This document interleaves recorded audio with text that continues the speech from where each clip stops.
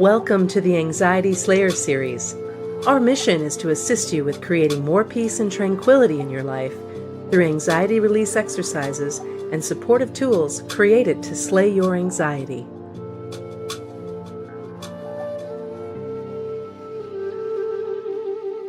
Welcome back to Anxiety Slayer. This week, Ananga and I are celebrating our 8th anniversary bringing an Anxiety Slayer podcast to you. Happy anniversary, Ananga. Thank you, Shan. 8 years, baby. Yes. Wonderful journey. It has. And thank you to all of our listeners for sticking with us for 8 years, and for all of our new listeners who are just finding out about us. We are in this for the long haul and enjoy producing Anxiety Slayer for you so much. We often receive questions in our inbox asking us to teach more about working with unwanted thoughts and painful emotions, and also receive regular requests for more information on Ayurveda and its teachings on calming the mind. So today, Ananga and I will discuss the How to Calm Your Fragile Mind course, where we go in depth into both subjects, and we just included some extra wisdom teachings and practices just in time for a special anniversary sale. Our new updated version of How to Calm Your Fragile Mind now includes a guided EFT tapping practice for honoring your emotions, an Ayurvedic meditation practice to help you calm your mind, and the emotional stress release technique to help you ease anxious thoughts and worries. Visit anxietyslayer.teachable.com to get How to Calm Your Fragile Mind for 50% off until this Friday, October 6th.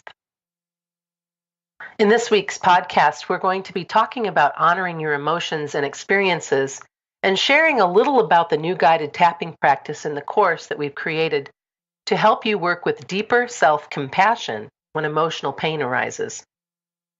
When we find ourselves caught with emotional pain and thoughts and feelings arise that we're not comfortable with, we tend to go into fight, flight, or freeze. Very often we just freeze and we tense up.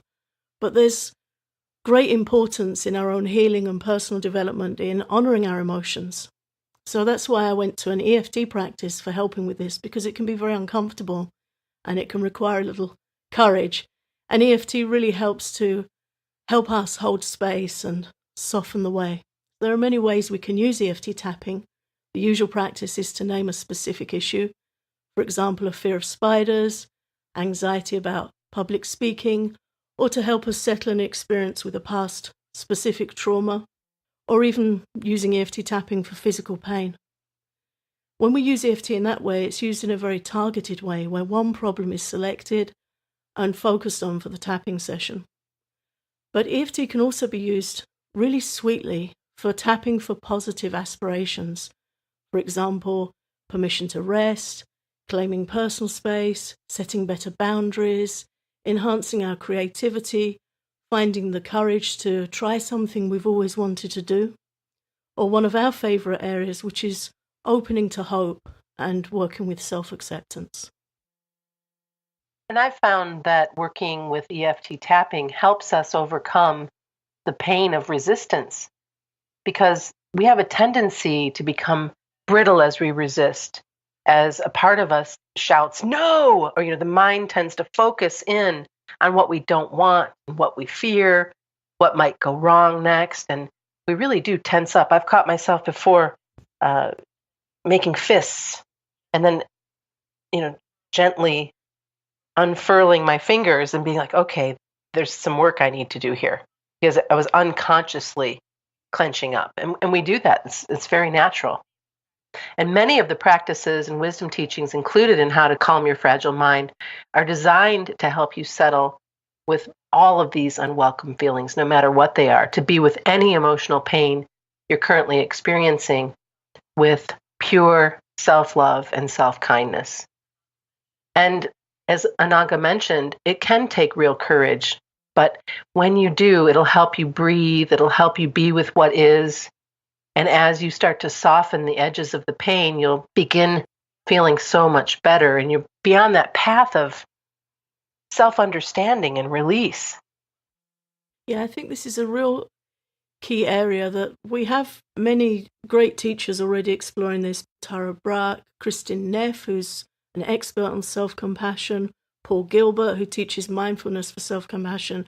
And these teachers are all very transparent and very open. And I think their work is so necessary for us because we do have this brittle resistance within when things aren't going as planned. And we all know that there are so many things come at us in life that we can't fix and we can't change.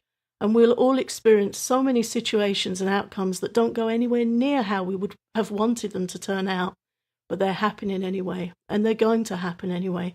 So our greatest challenge is to soften the resistance and turn to ourselves with loving acceptance and to learn to be here for ourselves no matter what. And that's something that I'm personally still very much working on. When Tara Brach teaches, she says, my percentages are improving. I really like that. It's a very significant part of our healing journey to be able to just bring it right back around as a U-turn back into our heart and just say, I know this is hard for you right now. How can I help you? I'm here for you.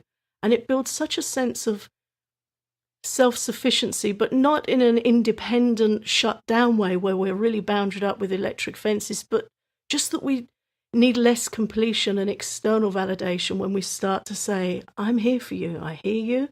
How can I help you? It brings such a sense of loving presence and self-acceptance, which I believe is real key to healing. I agree. And it's also something that we tend to be really good at with others. We tend to be really good at nurturing others and asking them, how do they feel and what do they need? And when we start to turn that around in ourselves and in our own lives and be more sweet with ourselves, it's amazing what happens. Your self-esteem soars. You start to realize that I am worth it. Before we met today, we met a little bit later. Thanks to your flexible schedule, I wasn't feeling so great and I needed to rest. And the only way I was going to be able to show up for this podcast today was to get the rest I needed after sleeping poorly last night. And I did that, and I feel so much better. And you can hear it in my voice that I feel well. And I do that because of self-care. So that's, just one example of sometimes things get shifted about so that you can put yourself at the front of the line. Yeah, it's an important point you raise. And as we're celebrating right now, our 8th anniversary of working together, we both know that in 8 years of anyone's human existence, a lot of stuff happens. You know that a lot of stuff's happened in my life. I've been here with you through stuff that's happened in your life, and being able to honor and respect each other and to hold that space for each other that we hope for each other that we'll honor and respect ourselves, and being able to reschedule and move around things when big stuff goes down in life, that's why we're still here. If there was brittleness in what we're trying to do together, we would have hung up our headphones a long time ago. Right, we would have.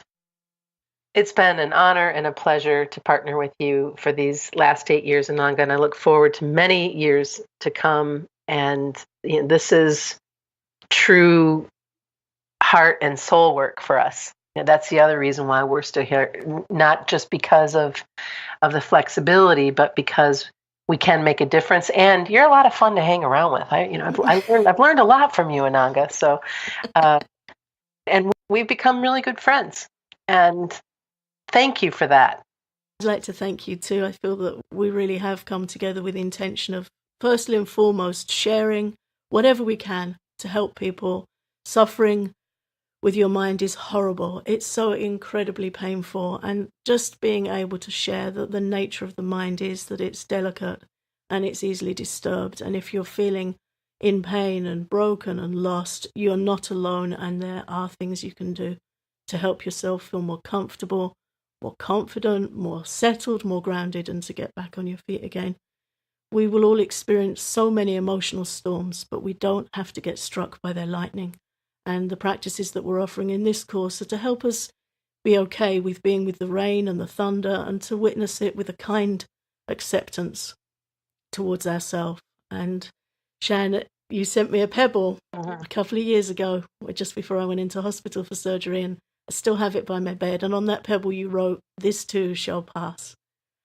And it will. Everything passes, just like the seasons come and go. But when we look to ourselves with loving kindness, we have the opportunity to heal and grow while it does. Even if we're going through really rocky times, we still have the opportunity to nurture ourselves and heal and grow through it as best we can. And really, that's what this offering is all about.